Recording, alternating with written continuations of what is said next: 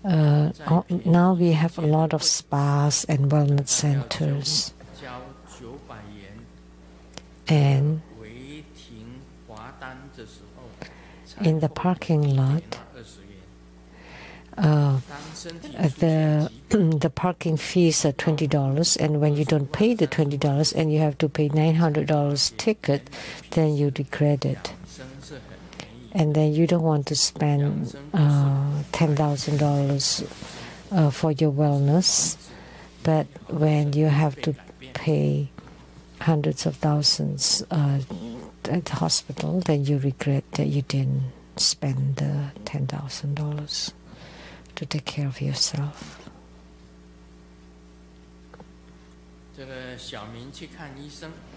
Xiaoming went to see a doctor and said, I always fart, but it has no smell and no sound. As soon as I got here, I farted 20 times, and you don't feel anything, right? And the doctor wrote a prescription, take all these meds and come back next week. And then when Xiaoming came back and asked the doctor, what did you give me? The farts are still there continually, but now they're so stinky and loud. And the doctor said, oh good, I have cured your sinus congestion. Now I will take care of your farts.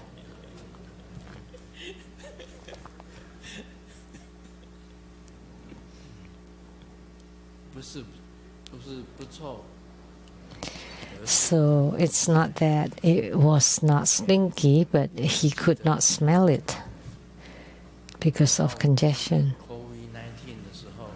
I remember when people got COVID-19, they lost their sense of smell. They don't smell anything. Did it happen to you? When you got COVID-19, you don't realize that the bathroom is stinky.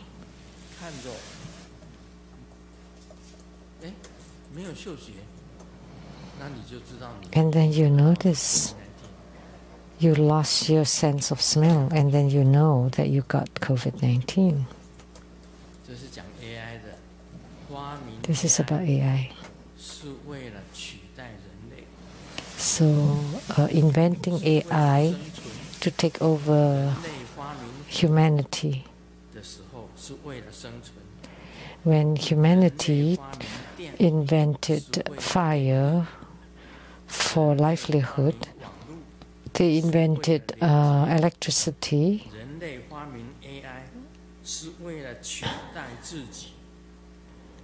and they invented internet to communicate, but they invented AI to take over themselves. Think about it, is that true?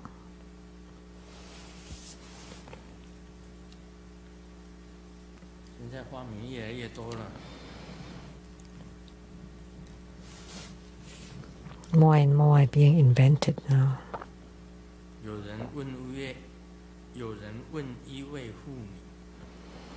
Someone asked a lady, in your 20 years of together with your husband, do you have any shared points? After considering for so long, he replied, the only similar point is that we got married on the same day. That's all. So that's not an answer.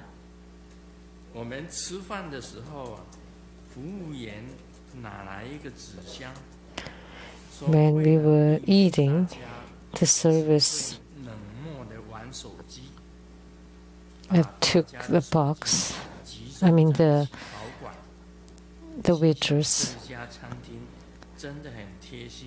So in order to stop you to use the phones, place your phones here on the box. And we thought, oh, that's really great.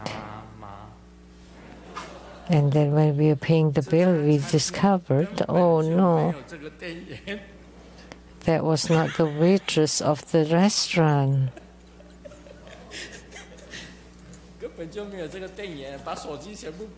So he took away all the phones.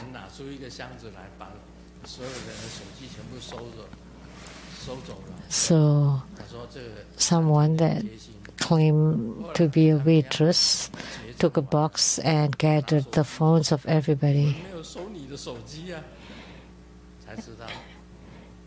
And then when they were about to pay the bill, they asked for the phones back, and then they said, no, that wasn't us. So they discovered that they were cheated. The wife asked the husband, I retried the bridal gown from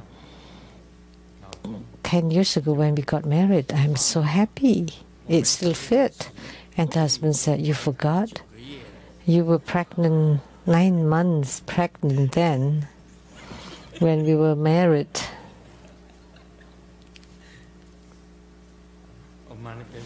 Oh, money.